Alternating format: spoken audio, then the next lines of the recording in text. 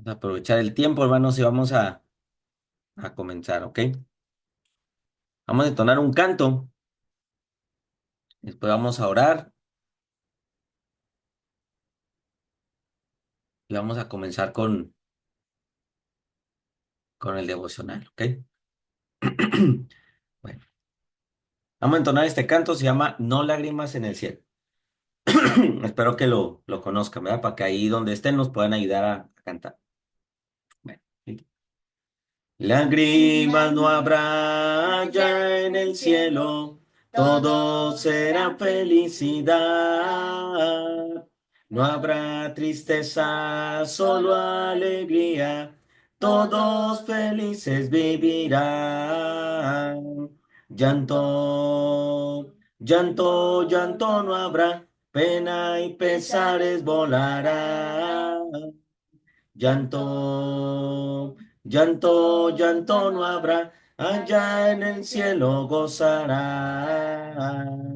Gloria tendremos allá en el cielo, donde nadie morirá jamás. Maestro, ya viviremos donde dolor jamás habrá. Llanto, llanto, llanto no habrá, pena y pesares volarán. Llanto, llanto, llanto no habrá, allá en el cielo gozarán. Una mañana ya no estaremos, pronto la vida pasará. Después del juicio, salvos seremos si vivimos en santidad. Llanto, llanto, llanto no habrá, pena y pesares volarán. Llanto, llanto, llanto no habrá, allá en el cielo gozarán. Bueno, vamos a a orar, hermanos. Este, no sé si tengan alguna petición o agradecimiento. Vamos a encargarle a nuestro hermano Juan Santiago que nos ayude con la oración, este, y poder después comenzar con el tiempo de lectura. Sí. A ver, hermanos, adelante, si tienen alguna petición, algún agradecimiento, ahí para que nuestro hermano Juan Santiago tome nota.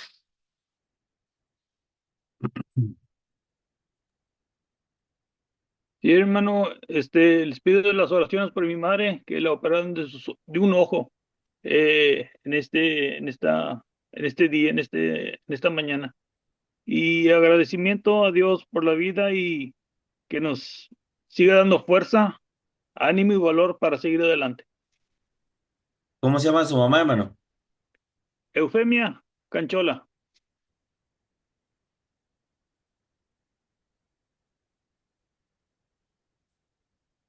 ¿Alguien más, hermanos? ¿Un agradecimiento, alguna petición?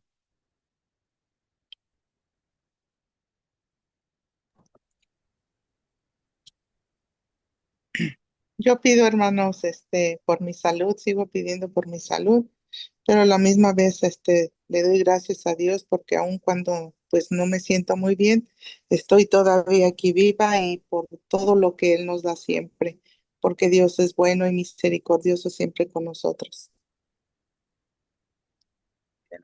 Claro que sí.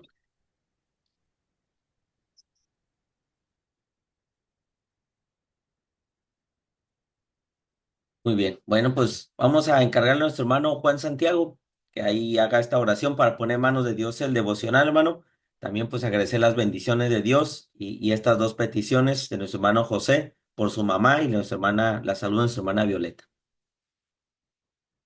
Vamos a orar, hermanos. Bendito Dios, en esta hermosa mañana, Padre, vamos delante de tu presencia para darte las gracias, Padre, por la vida y por la salud.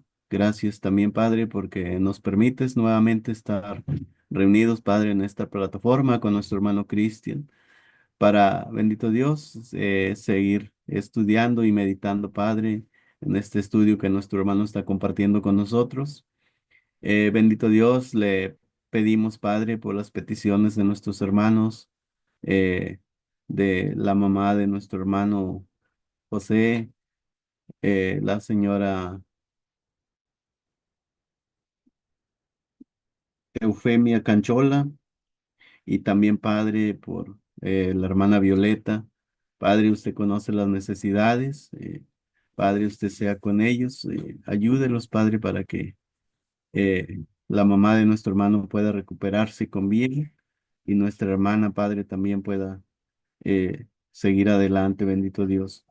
También, Padre, le ruego por mi hermano Santiago, allá en el estado de San Luis Potosí. Padre, usted conoce esa gran necesidad, Padre, que él tiene de esa enfermedad, Padre, que ha llegado a su vida y que lo tiene postrado, Padre.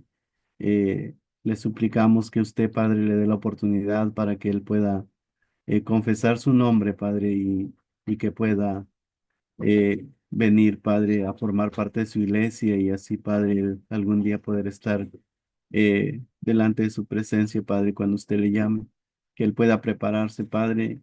Le rogamos, Padre, que usted le dé esa oportunidad. Y también, bendito Dios, le rogamos también por cada uno de nosotros, Padre, que vamos a meditar en su palabra en esta mañana, que usted abra nuestra mente y nuestros corazones, Padre, para poder recibir el alimento, Padre, de esta mañana. Gracias le damos, bendito Dios, poniéndolo y todo en el precioso nombre de su Hijo Jesucristo. Amén. Amén, hermano. Gracias, hermano Juan, por la oración. Y pues vamos a pasar con lo que es la lectura, ¿ok? Ahí está. Entonces, la pregunta del millón, ¿de qué se acuerdan, verdad? Esa es la pregunta del millón. Me dijo el hermano Horacio, que iban a comenzar con el 18. Entonces, no sé, hermano, si quieran hacer algún comentario de lo visto anteriormente para poder continuar ahí en el verso 18. Recuerde que estamos en una porción ya del capítulo 2. La primera parte del capítulo 2 del 1 al 12, le llamamos una señal con propósito, ¿sí? Y ahora pues ya se inició lo que es el versículo 13. Tuvimos, cuando comenzamos aquella ocasión, hace un par de semanas, teníamos así una lectura nada más general, mencionábamos algunas cositas y ya luego se empezó con lo que son los versículos, ya un poco más de detalle. Hablamos algo de la Pascua y luego ya tocó a nuestro hermano Horacio que él estuviera compartiendo la lectura. Y ahorita ya retomamos en este día, ¿verdad? Entonces, no sé, hermanos, si quieran comentar algo al respecto de lo que ya se ha visto para poder ya comenzar con el siguiente verso y avanzar un poquito más. A ver, hermanos. Hermano, pues estuvimos viendo acerca de el azote de cuerdas que hizo nuestro Señor Jesús ahí cuando entró al templo y que vio todo lo que estaba pasando.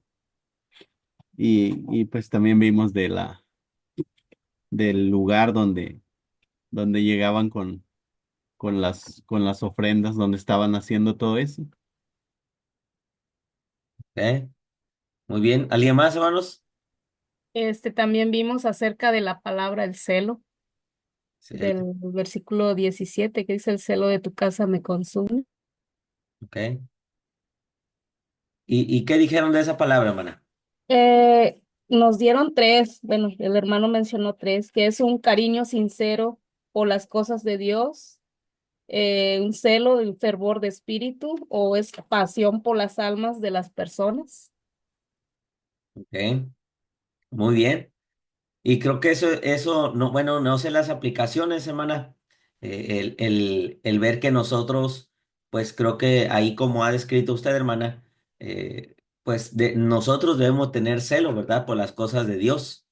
Entonces, ¿cuál de esos tres, hermana, es el que deberíamos nosotros, pues tener, ¿verdad? O aplicar, o cómo podríamos aplicar nosotros hoy esa frase que, de hecho, es un salmo, Salmo 69:9.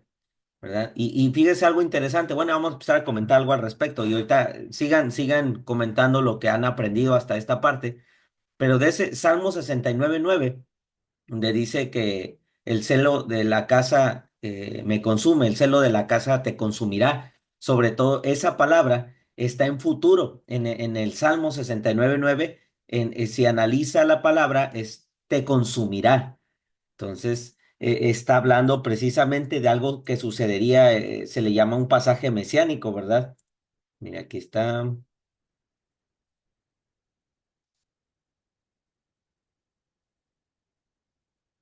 Dice, porque me consumió el celo de tu casa y los denuestos de los que te vituperaban cayeron sobre mí. Esa frase es la que menciona ahí Juan, aplicada a Jesús. Entonces vuelve en un pasaje mesiánico y esta casa. Esta palabra consumió en el hebreo está en futuro, como si hablara de un futuro. Entonces te consumirá. El celo de la casa de tu padre te consumirá. Entonces está haciendo alusión precisamente a esa parte del Salmo 69:9 y lo acontecido con Jesús aquí, ¿verdad? De esa situación del cómo se sentía y de lo que hizo, de la reacción que tuvo, ¿verdad? Entonces está hablando pues precisamente de este momento, ¿verdad? Entonces, a ver, hermanos, ¿cómo se podría aplicar lo que dice ahí del celo, el celo de Jesús por la casa de Dios? ¿Y cómo podríamos aplicar nosotros en tener un celo por las cosas de Dios? ¿Puede volver a repetir, hermana, esas tres palabras que mencionaron o tres explicaciones de celo? Es cariño sincero por las cosas de Dios, fervor de espíritu, pasión por las almas de las personas. ¿Ok? Cariño sincero por las cosas de Dios, fervor, ¿por qué, hermana? Fervor de espíritu De espíritu, ¿ok? Y pasión por las por almas, las almas de las personas. ¿ok? Bueno, ¿de qué manera, hermanos, nosotros podríamos tener un celo por las cosas de Dios, un celo sano, una reacción sana por las cosas de Dios? El querer hacer las cosas correctamente de acuerdo a la voluntad de Dios. ¿Ok? Precisamente, hermano, recuerde cuál es el contexto, o sea, en qué momento Jesús tiene esta reacción. O sea, no lo hizo o no lo tuvo por cualquier situación. O sea, fue algo específico. La casa de Dios estaba haciéndose casa de mercado. No tenía que estar pasando lo que estaba sucediendo, ¿verdad? Lo que estaba aconteciendo en ese lugar, las personas, las circunstancias, eso no debía de estar sucediendo. Entonces Jesús tiene una reacción. De hecho, aquí, algo que vamos a ver en los siguientes versículos para terminar esta porción y nos va a demandar a que podamos regresarnos un poco y analizar es que vamos a encontrar, hermanos, reacciones, ¿ok? Vamos a encontrar reacciones. Una primera reacción que vemos precisamente es la de Jesús. Una reacción de Jesús ante qué situación? Bueno, convertir la casa de su padre en casa de mercado. ¿Cuál es la reacción de Jesús? Bueno, ya se hizo, ¿verdad? Ya se vio. El que él demanda una acción, quiten esto de aquí. También hace azote de cuerdas, echa fuera a las personas del templo, ovejas, bueyes, esparce monedas, voltea las mesas. Entonces hay una reacción de Jesús, pero también vemos una reacción de los discípulos y una reacción de los judíos. Sí. Pero esa fue la reacción de Jesús. Ahorita vamos a ver las reacciones de los demás. Pero ¿en qué momento, hermanos, nosotros deberíamos tener celo por las cosas de Dios y cómo podíamos manifestarlo? Dice nuestro hermano José, ¿verdad? Ser movidos a hacer las cosas bien. Creo que es algo importante, hermanos. ¿Cuándo más deberíamos mostrar celo por las cosas de Dios? En la adoración, En la adoración, ¿ok? ¿Qué más? llegando tiempo, hermano, también.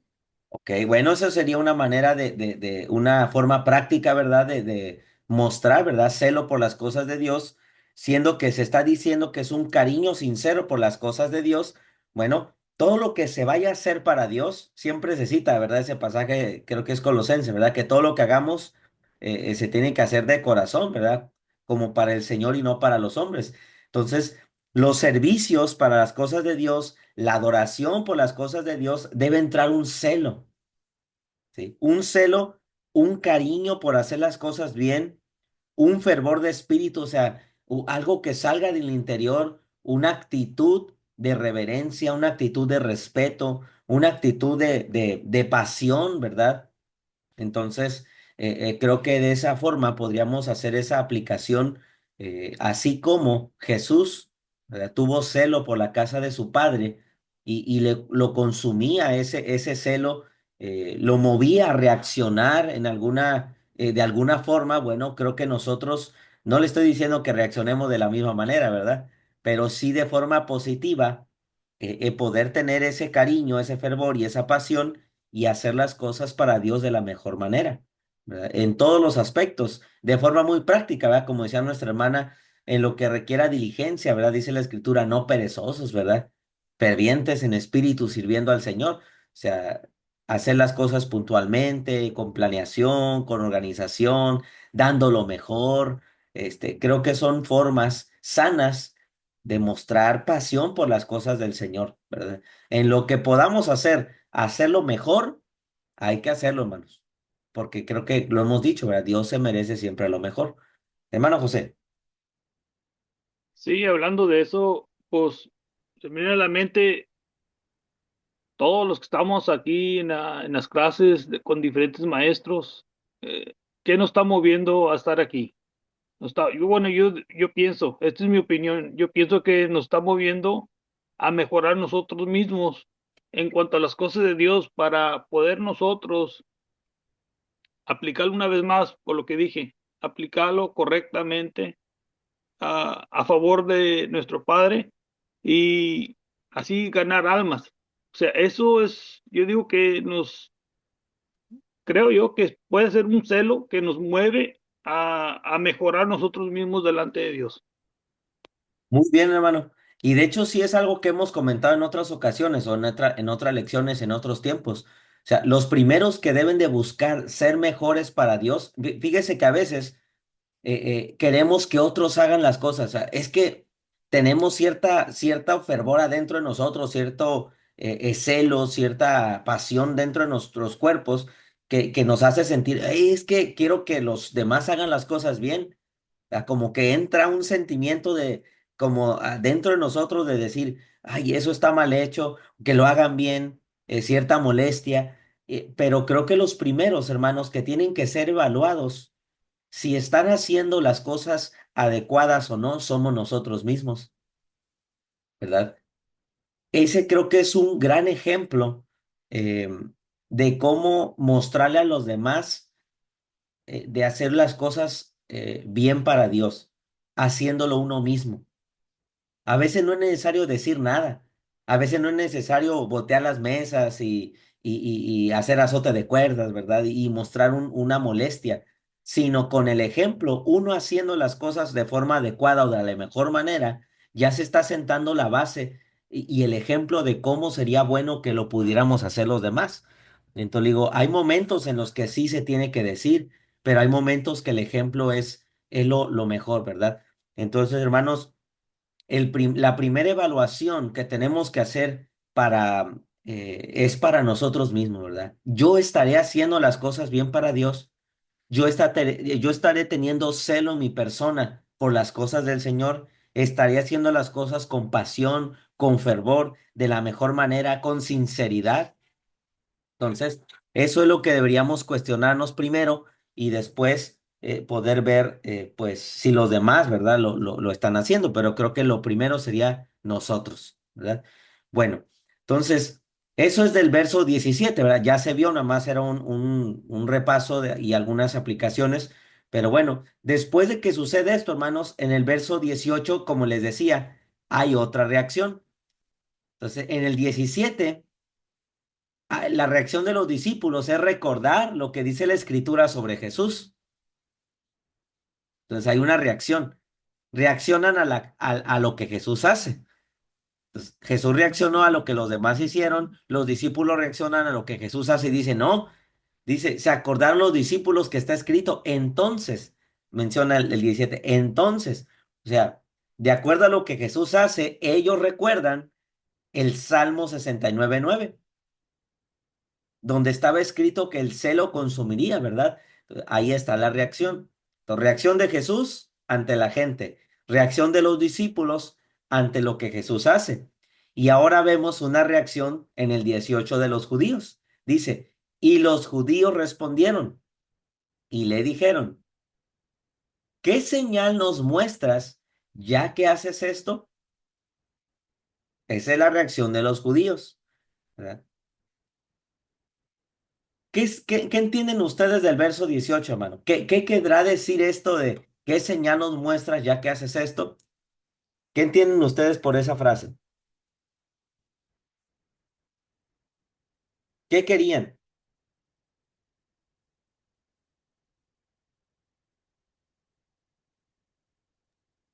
Pues de acuerdo a lo que se está diciendo, y los judíos respondieron y le dijeron, pues ellos querían que les diera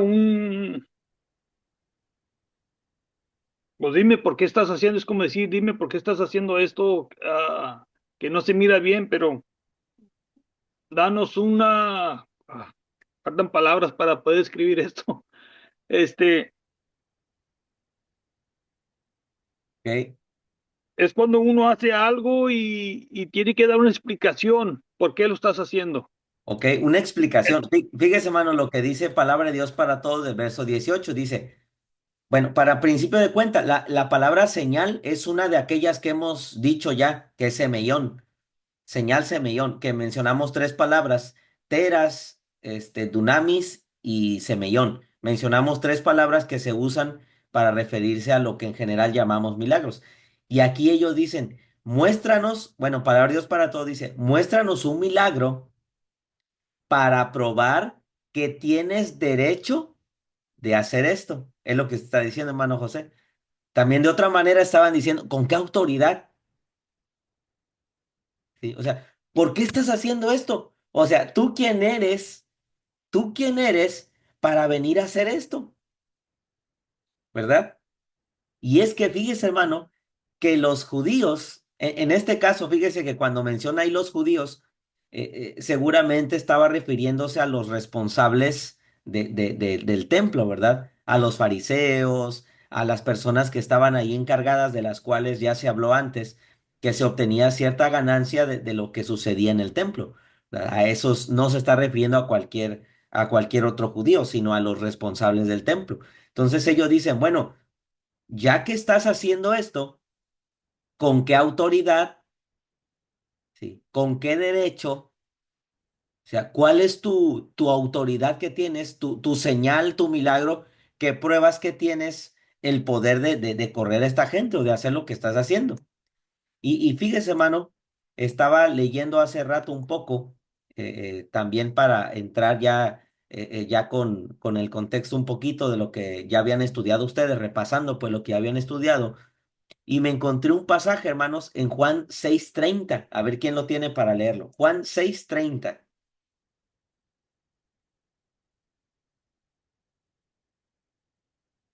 Si quieren leer desde el 29 y luego 30.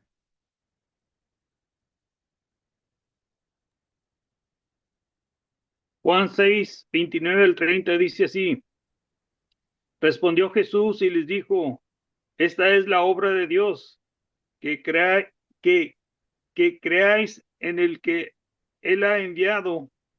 Y le dijeron entonces, ¿qué señal pues haces tú para que veamos y te creamos? ¿Qué obra haces? ¿Te da cuenta que es una frase similar? Una pregunta similar. Jesús les dice, esta es la obra de Dios. Sí, ¿y cuál había sido, verdad? Y dice, ¿cuál había sido la obra que se había hecho ahí? Bueno, aquí estamos hablando 25, ¿sí? Dice, vamos a ir un poquito atrás para entender qué obra, qué había hecho Jesús que le estaban diciendo eso. Dice en el 25, y hallándole al otro lado del mar, le dijeron, Rabí, ¿Cuándo llegaste acá? Respondiendo Jesús y les dijo, de cierto os digo que me buscáis no porque habéis visto las señales, sino porque comiste del pan y os saciaste. Entonces, está hablando que el contexto, sí, es cuando alimenta a la gente, ¿cierto? Que alimentó a la gente.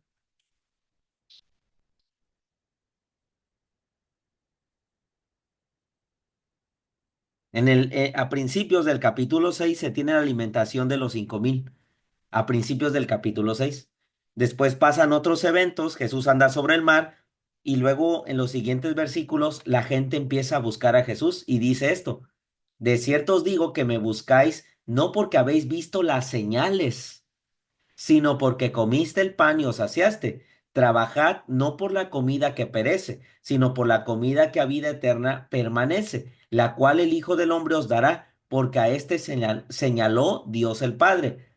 Entonces le dijeron, ¿qué debemos hacer para poner en práctica las obras de Dios? ¿Qué debemos hacer para poner en práctica las obras de Dios? Y Jesús les dice, esta es la obra de Dios, que crean en el que ha enviado, en el que Él ha enviado. Entonces, otra vez el creer. Le dijeron entonces, ¿qué señal pues haces tú para que veamos y te creamos? ¿Qué obra haces? Fíjese, hermanos. Entonces, en aquel tiempo, lo que podemos ver tanto del capítulo 2 como de este 6:29 es que estaban acostumbrados a que si no veían señales, no creían. Y es lo que le dicen. ¿Qué haces para que veamos y creamos? ¿Qué señal? ¿Qué milagro? ¿Qué hecho poderoso haces? ¿Con qué autoridad? ¿Con qué derecho ahora en este caso? Fíjese, hermano. ¿Qué es lo que Jesús tenía que hacer para que la gente creyera? Creo que es una buena pregunta, hermano, que nos tenemos que hacer el día de hoy como una aplicación para nosotros. ¿Qué tiene que hacer Dios, hermano, para que la gente verdaderamente crea en Él y lo siga? Eso es lo que se está diciendo en el 6. ¿Qué haces? Que veamos y creamos. Y ahora aquí, ¿por qué haces esto? ¿Con qué derecho? Dice palabra de Dios para todos, ¿verdad? Entonces, lamentablemente, hermanos, a veces la gente primero tiene que esperar ver físicamente algo o recibir algo para decir entonces, no, pues sí creo en Jesús o sí sigo a Jesús. Pero creo que esto no debería ser de esta manera, ¿verdad? Debería ser suficiente el día de hoy lo que tenemos escrito o lo que se predica o saber lo grande que es Dios y la obra que hizo Jesucristo. Pero pues lamentablemente mucha gente como estos dos pasajes quieren más. ¿Verdad? ¿Qué señal nos muestras? Y Jesús responde, ¿eh? ¿Qué dice el verso 19? Ahí alguna de nuestras hermanas que pueda ayudarnos con el verso 19. ¿Puedo hacer un comentario tú, Cristian? Sí, hermano. Antes de darle lectura con la hermana, que le dé lectura.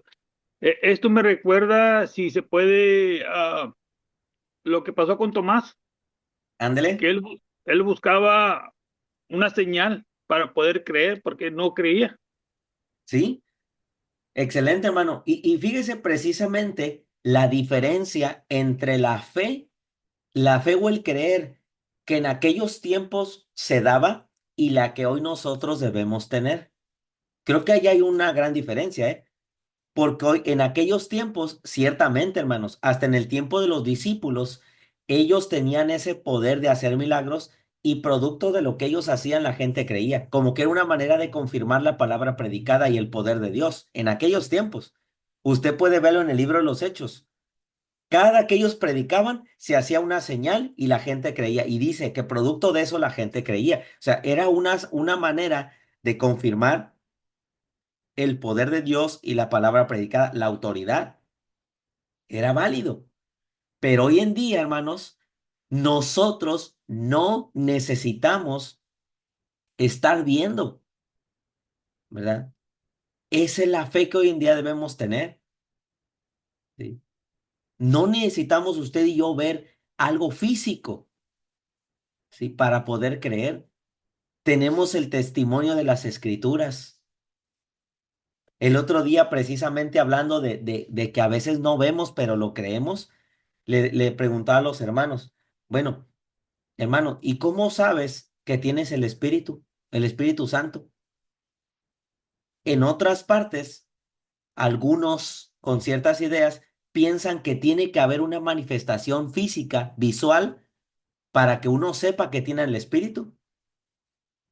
Pero la Escritura dice que cuando nosotros nos bautizamos recibimos el Espíritu. No necesitamos ver que descienda algo, que alguien esté en el suelo revolcándose, que esté hablando cosas sin sentido para saber que tiene el Espíritu. La Biblia lo dice y yo lo creo así. ¿Me entiende? Hoy usted y yo no necesitamos ese tipo de pruebas. Es suficiente saber que la Escritura es verdadera y que hay testimonio de ello para creer en ella y saber que muchas cosas que están escritas son así. Y hay también muchas evidencias, claro está. Pero vea la diferencia con lo que en aquellos tiempos se demandaba y de las señales que se hacían. Entonces, hasta cierto punto, digamos que era lógico lo que le estaban pidiendo a Jesús, hasta cierto punto. Y claro que Jesús da una respuesta. Y hay una máxima respuesta, una máxima señal, la señal máxima que muestra que Jesús tiene toda autoridad y todo poder. ¿Sí? ¿Y cuál es? Verso 19. Ahora sí, ¿alguna hermana? Respondió Jesús y les dijo, destruid este templo y en 3 días lo levantaré. ¿Qué quiere decir esta frase, hermano? Verso 19. Jesús mismo lo dice, ¿verdad? Bueno, Juan lo escribe ahí, hermana. Hablaba de él mismo, de su cuerpo. Exactamente, sí, exactamente. Ahí en el verso 22, si continuamos leyendo, a ver si pueden ayudar a nuestra hermana Violeta, a nuestra hermana, a nuestra hermana Ana Ruth, por ahí los siguientes versículos, uno cada quien. ¿Qué continúa diciendo? 20, 21 y 22. Hermana Violeta. Sí, dijeron luego los judíos, en 46 años fue edificado este templo y tú en 3 días lo levantarás. 21, hermana Ana Ruth, por favor. Mas él hablaba del templo de su cuerpo. Y Por, 22. por tanto, cuando resucitó de entre los muertos, sus discípulos se acordaron que había dicho esto y creyeron la escritura y la palabra que Jesús había dicho. No, hombre, fíjese lo que dice el 22. Dice, los discípulos se acordaron de lo que dijo y creyeron la escritura. Y es que si usted se da cuenta, hermano, precisamente eso es la parte más complicada para muchos en la vida cristiana. Creer. ¿De qué se trata, Juan? Entiende que solo en Jesús hay salvación. Necesitas creer en Él. Y todo lo que estamos estudiando hasta ahorita y lo que vamos a ver en lo demás, ya en 20 años que terminemos, Juan, ¿sí? Está basándose en que tenemos que creer y que el creer provoca una reacción. Es lo que estamos viendo ahorita en esta parte, las reacciones, reacciones. Reacción de Jesús a lo que estaban haciendo las personas en aquel tiempo, reacción de los discípulos a lo que Jesús hizo, reacción de los judíos a lo que Jesús hace, y también aquí va a haber una reacción de lo que va a pasar, ¿verdad? Porque, bueno, si hacemos un poquito de trampa y nos adelantamos, en el versículo 23 dice, estando en Jerusalén en la fiesta de la Pascua, muchos creyeron. Ah, creyeron en la palabra, ¿no? Dice, muchos creyeron en su nombre viendo las señales que hacían. Otra vez las señales. Pero bueno, así eran aquellos tiempos. Y era una manera de demostrar el poder y la autoridad de Dios, las señales, el semellón, el milagro, el dunamis, la obra poderosa sobrenatural realizada para crear asombro y la gente crea. En la definición de milagro que dijimos, ahí está, la necesidad de verlo. Hoy usted y yo, hermanos, no necesitamos ver milagros, señales, prodigios sobrenaturales para saber que la palabra de Dios es verdad y que necesitamos creer en el nombre del Hijo de Dios? Ya está la obra hecha, la palabra, la escritura, ¿verdad? Fíjese la diferencia. Entonces, pero mire los discípulos, creyeron cuando se acordaron que Jesús ya había dicho esto. ¿Qué había dicho?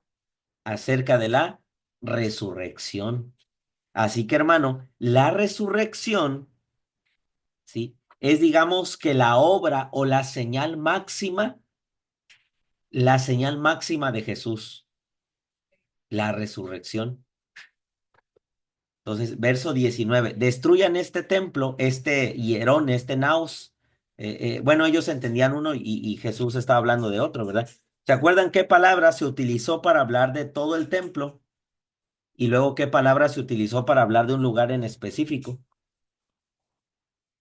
Ahorita las acabo de mencionar, pero para que recuerden cuál es cuál. El del templo es Hierón, de general. 20.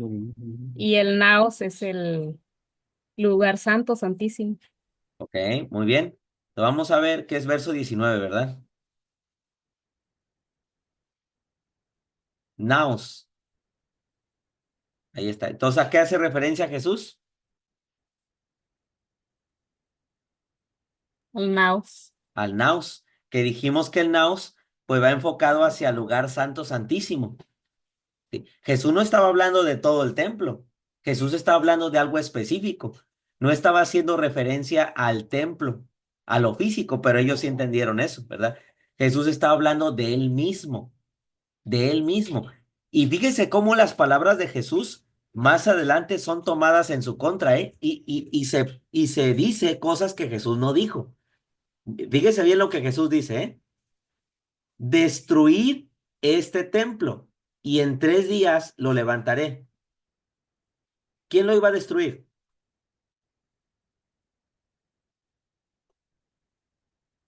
Ellos. Ellos. ¿Sí? Fíjese, dice destruid este templo, no dice yo destruiré el templo. ¿Sí, sí se da cuenta? Pero mire, le voy a dar algunos pasajes. Ahí el primero que lo encuentre para que lo lea, ¿eh?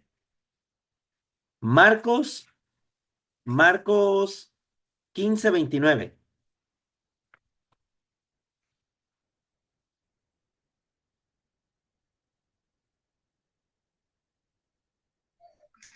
La palabra de nuestro Dios dice así: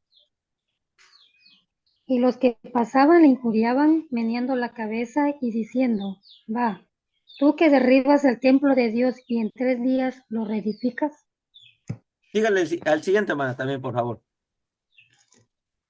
sálvate a ti mismo y desciende de la cruz. Dice, ¿qué momento es? El momento de la crucifixión.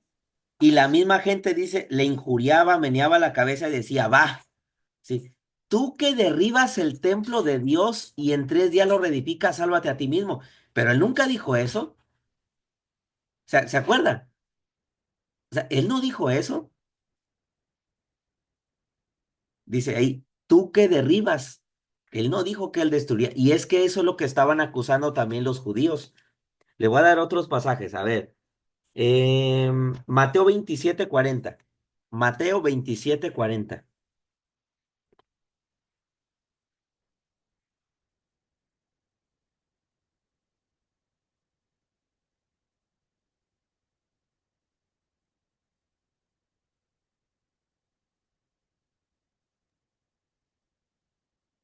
Y diciendo, tú que derribas el templo y en 3 días lo reedificas, sálvate a ti mismo si eres el Hijo de Dios, desciende de la cruz. Usted misma, hermana, regrese poquito al 26:61. 26. Sí, desde el 60 y 61, por favor, hermana. Ujú. 60, ok, 70. Ajá. Dice, y no lo hallaron, aunque muchos testigos falsos se presentaban, pero al fin vinieron 2 testigos falsos. ¿Sí ese era, hermano? Sí, y 61. Que dijeron, ese dijo, puede derribar el templo de Dios y en 3 días reedificarlo. ¿Sí se dan cuenta? Dice, testigos falsos y decían, este dijo, puede derribar el templo de Dios y en 3 días reedificarlo. Puede derribar. Él nunca dijo que él iba a destruir o a derribar el templo. Él nunca dijo eso. Él dijo, destruir el templo. ¿Quiénes iban a hacer esto? Si el templo está haciendo referencia a él y en 3 días lo levantaré, está hablando de la resurrección, ese de destruir el templo, ¿quién iba a hacer esto? Sus enemigos. Sus enemigos, ¿verdad? Los judíos hicieron eso. Entonces, ellos estaban usando las palabras de Jesús, pero le estaban ahí moviendo. No sé si, bueno, aquí dice que los testigos falsos, ¿verdad? Entonces, no sé si ellos alteraron esa frase o si de tanto que los fariseos también lo decían mal, pues ellos también lo habían entendido y así. Tanto que cuando en la cruz, ya 2 veces leímos, ¿verdad? En Mateo y en Marcos, que los que pasaban ahí viendo a Jesús crucificado decían, así tú dijiste, ¿verdad? Tú dijiste que destruías el templo. A ver, sálvate tú mismo. Fíjese cómo son las cosas. Entonces, ahí en Marcos, Marcos 14:58, no sé si ya lo leímos. Marcos 14:58. Es lo mismo de la misma, el mismo, es un pasaje paralelo, pues, del juicio ante el concilio. Pero fíjese, Marcos 14:58, vale desde el 57, dice, entonces levantándose unos, dieron falso testimonio contra él, diciendo, nosotros le oímos decir, yo derribaré este templo hecho a mano y en 3 días edificaré otro hecho sin mano. O estos ya hasta le agregaron más, ¿verdad? Entonces, fíjese, hermano. Y luego el 59, dice, pero ni aún así concordaban en el testimonio. O sea, estaban diciendo puras falsedades, ¿verdad? Pero, fíjese aquí, hermano, eso que para muchos era de no entenderse, eso que para muchos era, muchos no lo entendían y otros lo malentendían, se volvió la base de la predicación del Evangelio. Vaya conmigo a Hechos capítulo 2. Hechos capítulo 2.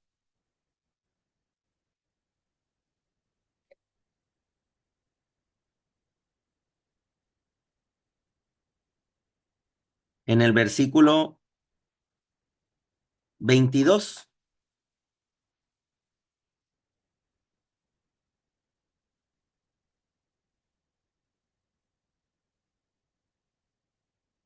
a partir del 22, dice ahí, cuando Pedro predica, ¿verdad? Los judíos, varones israelitas, oigan estas palabras, Jesús Nazareno, varón aprobado por Dios entre vosotros, con maravillas, prodigios, señales que Dios hizo entre vosotros por medio de él, como vosotros lo sabéis. A este entregado por el determinado consejo y anticipado conocimiento de Dios, ¿qué dice? Prendisteis y matasteis. ¿A quién le está diciendo? A los judíos. ¿Quién destruyó ese templo? Los judíos. Dice, y le crucificaron. Pero dice el 24, al cual Dios levantó, suelto los dolores de la muerte, por cuanto era imposible que fuese retenido por ella. La resurrección de Jesús se convirtió en la piedra angular de la predicación de los apóstoles, hermanos. Si usted se da cuenta, cada que se predica el evangelio, también se hablaba de la resurrección, ¿sí?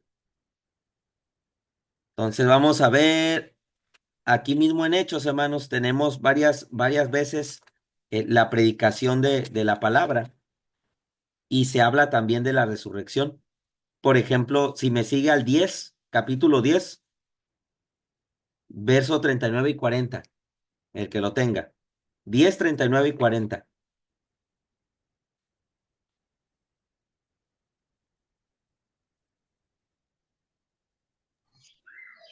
Y nosotros somos testigos de todas las cosas que Jesús hizo en la tierra de Judea y en Jerusalén, a quien mataron colgándole en un madero. A este levantó Dios al tercer día e hizo que se manifestase. Y si usted revisa todas las veces que se predicaba el evangelio, hermano, siempre está presente el tema de la resurrección. ¿Se da cuenta? Entonces, lo que para muchos no se entendía y luego otros, mm, o sea, malentendían porque lo decían de otra manera que no era. Para la iglesia es la piedra angular, hermano, la resurrección de Jesús.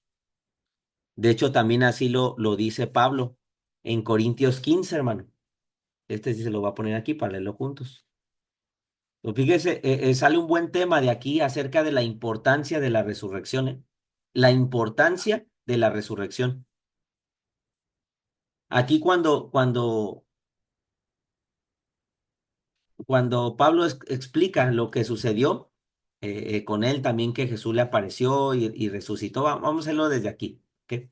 Dice, además os declaro, luego nos vamos a ir al 14. Además os declaro, hermanos, el evangelio que os he predicado, el cual también recibiste y en el cual perseveráis. El evangelio se predica, se recibe y en él se persevera. Por el cual asimismo, si retenéis la palabra y se retiene, ¿sí? Que os he predicado, sois salvos, si no creísteis en vano. Ya no se crean las señales y prodigios, a los milagros que se ven para que se crea. Ahora se crea la palabra predicada, porque primeramente les he enseñado lo que asimismo recibí, que Cristo murió por nuestros pecados conforme a las Escrituras, y fue sepultado y resucitó al tercer día conforme a las Escrituras. ¿Se da cuenta? A esto se le llama el Evangelio. El Evangelio se predica, y aquí sale un buen temita también, ¿eh? Se recibe, se persevera, se retiene y aquí se enseña. Ahí está el tema ya hay un tema aquí. El Evangelio en un orden, primero se enseña, luego la gente lo recibe, luego, bueno, se predica, se enseña, lo mismo, ¿verdad? Luego se recibe, se persevera en él y se retiene, o sea, no dejar que se escape. Es algo que hay que hacer con el Evangelio. Y parte del Evangelio incluye la resurrección. Luego menciona la aparición. Y si nos vamos más abajito, dice lo que dice en el 11. Porque o sea yo, dice, porque o sea yo, o sean ellos, así predicamos y así habéis creído. Pero si se predica de Cristo que resucitó de los muertos, ¿cómo dicen algunos entre vosotros que no hay resurrección de muertos? Porque si no hay resurrección de muertos, tampoco Cristo resucitó. Mire esto. Y si Cristo no resucitó, ¿qué dice? ¿Qué dice esto, hermano? Vana es la predicación y nuestra fe, vana es la fe. Sí, ahí está. Si Cristo no resucitó, nuestra predicación es vacía, no tiene sentido, y nuestra fe igual. Y si somos hallados falsos testigos de Dios, no como aquellos, ¿verdad? A esos sí eran falsos testigos, nosotros no, pero dice Pablo, y si somos hallados falsos testigos de Dios, porque hemos testificado de Dios que Él resucitó a Cristo, el cual no resucitó, si en verdad los muertos no resucitan. O sea, no nada más se anula la predicación, sino también la fe y el testimonio de los apóstoles. Ellos también serían mentirosos si Dios no resucitó a Jesús, pero oh sorpresa que sí fue, sí resucitó. Imagínense todos esos falsos testigos que estaban diciendo todo eso y que no creían, y incluso los discípulos que todavía no creían en muchas cosas de Jesús. Cuando Jesús aparece a los suyos, ellos recuerdan, ellos recuerdan lo que Jesús había predicado, lo que había enseñado, y entonces ahora todo tiene sentido y sus convicciones cambian y su vida cambia y sus misiones cambian. ¿Se da cuenta la importancia de la resurrección? Como le digo, es una piedra fundamental de la iglesia, creer que Jesús resucitó de entre los muertos, ¿verdad? Y si Él resucitó, también nosotros resucitaremos, ¿se acuerda? Seremos resucitados así como Él, ¿sí? Todavía, hermanos, para el tiempo de la iglesia, algunos todavía malentendían lo que Jesús había dicho, ¿eh? Aquí en Hechos 6,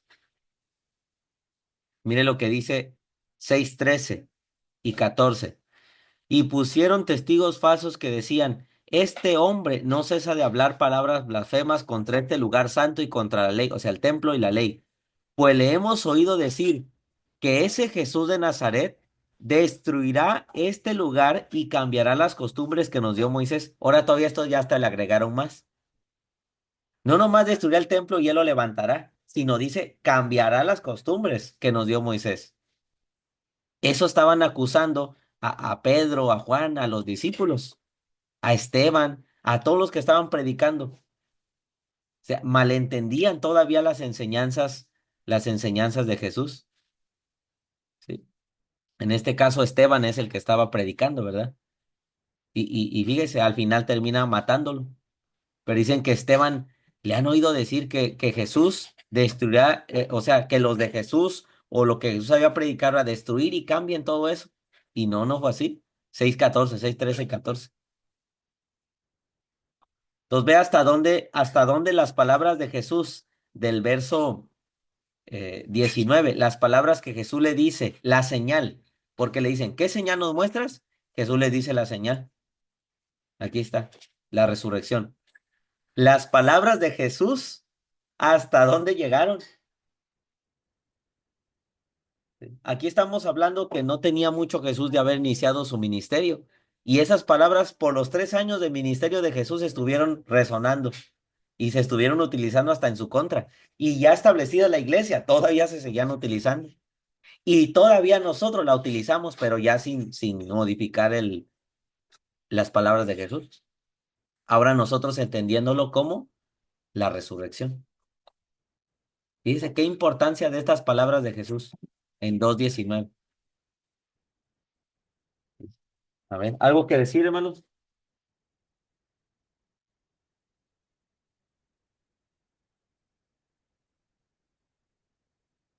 ¿Eh? ¿Algo que quieran agregar?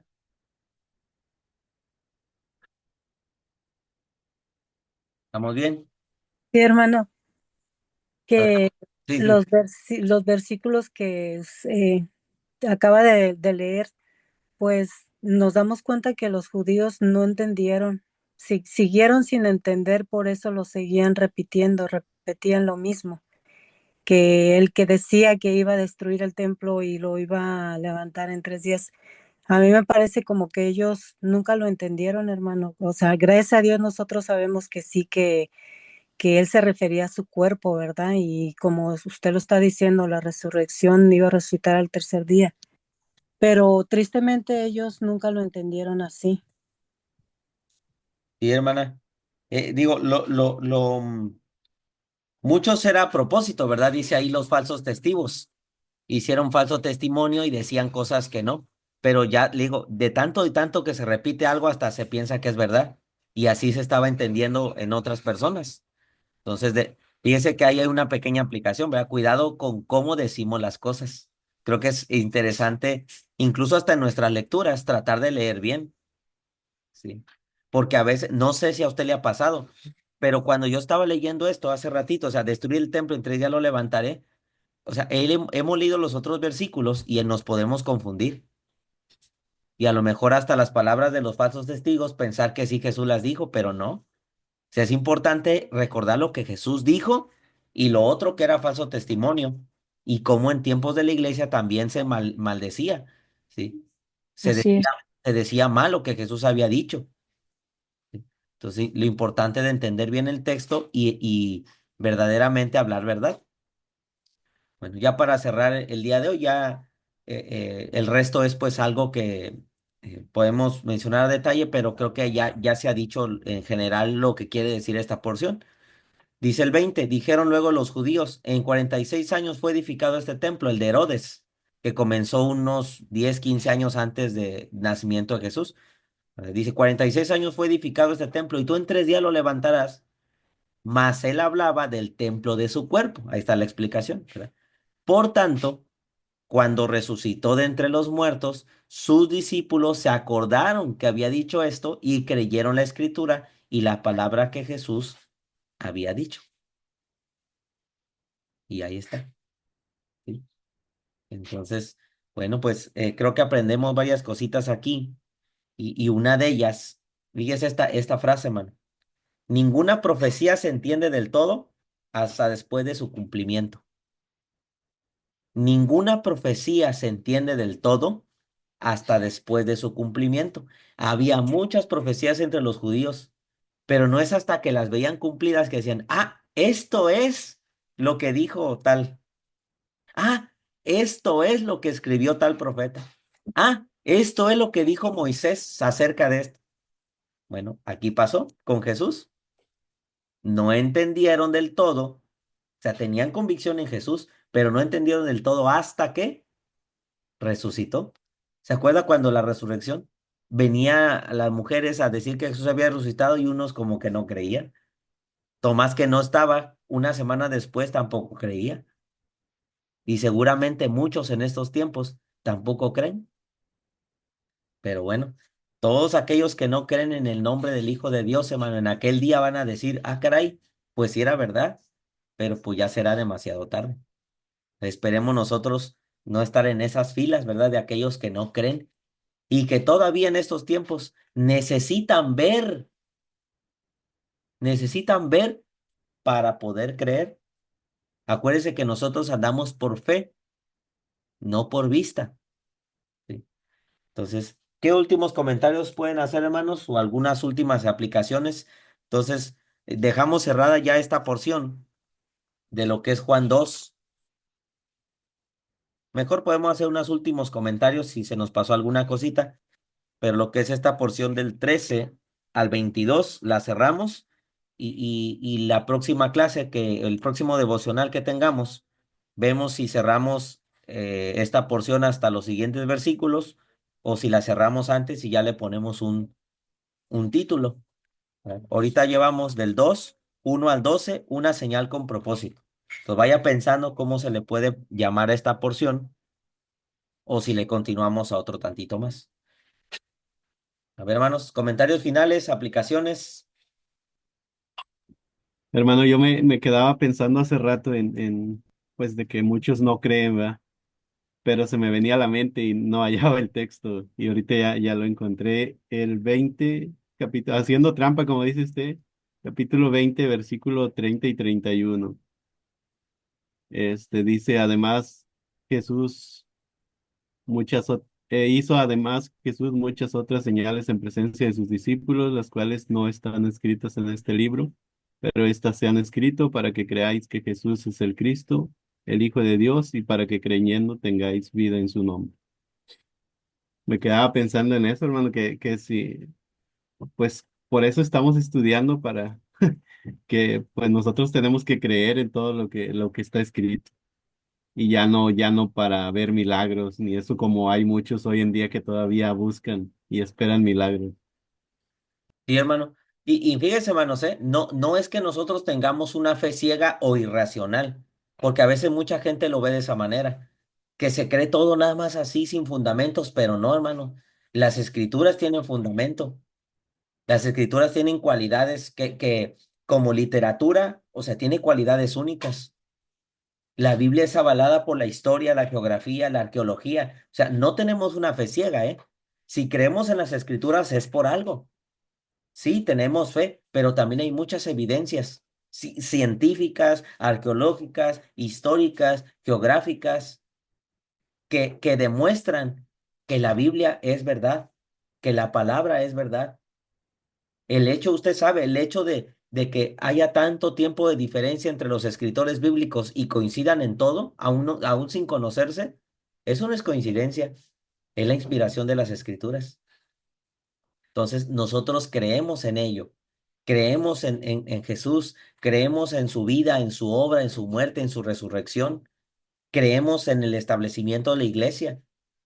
Creemos en la adoración que debemos de presentar a Dios como iglesia. Creemos en que hay que hacer lo mejor de nosotros para Él. ¿Sí? Creemos que el Señor vendrá por segunda vez por su iglesia. Y como creemos en ello, tratamos de vivir de una forma digna para Dios. ¿Se da cuenta hasta dónde nos lleva el creer? Como lo aprendimos hoy. En Juan 2 hay reacciones. ¿Cuál sería nuestra reacción hoy ante lo que hemos estudiado? Si lo creemos, si creemos en el Evangelio, si creemos en las palabras de Jesús en la resurrección, nuestra reacción debe ser una vida digna. Esa debería ser nuestra reacción, vivir vidas dignas, vivir vidas con celo, con cariño por las cosas de Dios, con fervor y compasión. Esa debería ser nuestra reacción. Entonces, a veces hay gente que no reacciona ante la palabra. Dicen, oye, pues me ha pasado ¿verdad? Que hay hermanos que dicen, ay, hermano, pues yo hasta me quisiera volver a bautizar. Escuché el tema y hasta me quisiera volver a bautizar, pero ya no se puede. Pero, o sea, y aquellos que lo necesitan, ¿qué dicen? Como dicen por ahí, ahorita no, joven, gracias, ahorita no, paso. Imagínense, man. Pero bueno, pues bueno, nuestro trabajo es creer, predicar, enseñar, retener, lo que vimos en Hechos, en Corintios 15, ahí esas pequeñas palabritas. Y pues bueno, nosotros afirmar nuestra fe cada vez más estar más seguros de en quién hemos creído y con esa misma seguridad vivir trabajando primero para nosotros mismos, o sea, aprender para nosotros mismos y en la medida de lo posible, pues transmitir esa enseñanza a otros con convicción, ya no con duda, sino con convicción y llevarlos a los pies del Señor, ¿verdad? Hermano José.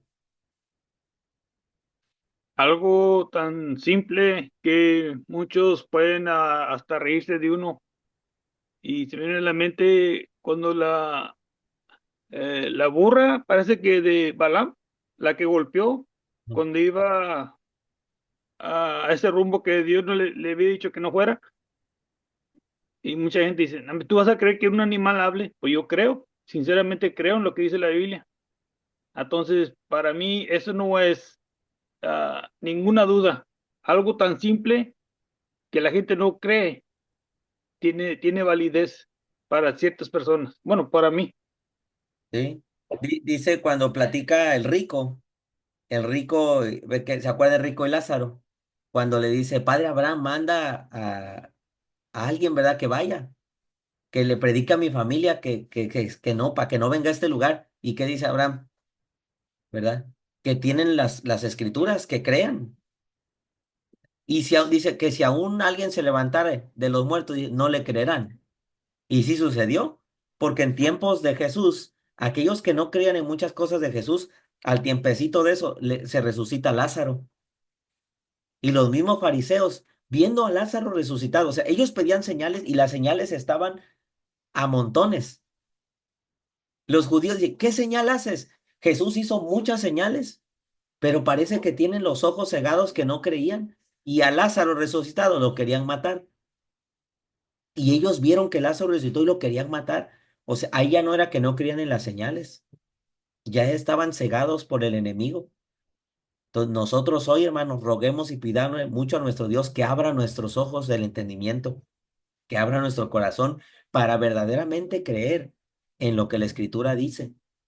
Y le digo, vivir vidas dignas, buscar ser mejores, porque creemos que el Señor vendrá y quiere de nosotros lo mejor. Una iglesia gloriosa, sin mancha, sin arrugas, sin contaminación, ¿verdad? En la medida que nosotros creamos más en lo que está escrito, en esa misma medida vamos a reaccionar en comportamiento y en servicio y en obras. Y todo lo que hagamos va a tener un fundamento y es que creemos en Jesucristo y lo que Él enseñó y lo que los discípulos enseñaron. ¿De acuerdo? Esa va a ser una vida con fe, una fe viva. ¿Sí? Bueno, vamos a dejarlo hasta aquí. Y si puede, vaya leyendo ahí los siguientes versículos. Sigue 23 al 25. Este, para mencionar algunas cositas por ahí y si le quedó algo de esta porción que leímos, pues también para que lo comente, algunos otros versículos más, y ahí para que estemos dialogando en el siguiente día, ¿de acuerdo? Pues vamos a orar, hermanos, para despedirnos. Nuestro hermano José Canchola, si nos puedes pedir una oración. Y gracias nuevamente, hermanos, por seguirse conectando para juntos poder tener estas lecturas y poder seguir reflexionando en la palabra. Adelante, hermano. Vamos a orar. Bendito Dios Padre Santísimo, gracias te damos, Padre Santo, por un día más de vida que nos permite escuchar tu palabra, que hemos estado aquí esta hora y hemos estado aquí con gozo y con gusto, porque Señor mi Dios, tu palabra aún todavía en nosotros está moviéndonos nuestros corazones a mejorar, a ser mejores delante de ti para honra y gloria tuya, Señor. En esta hora, bendito Padre, te rogamos que nos dé su bendición y que nos ayude a seguir adelante y que nos cuide y nos proteja en nuestros quehaceres. Gracias le damos, bendito Dios, en el nombre de su Hijo amado Cristo Jesús. Amén. Amén.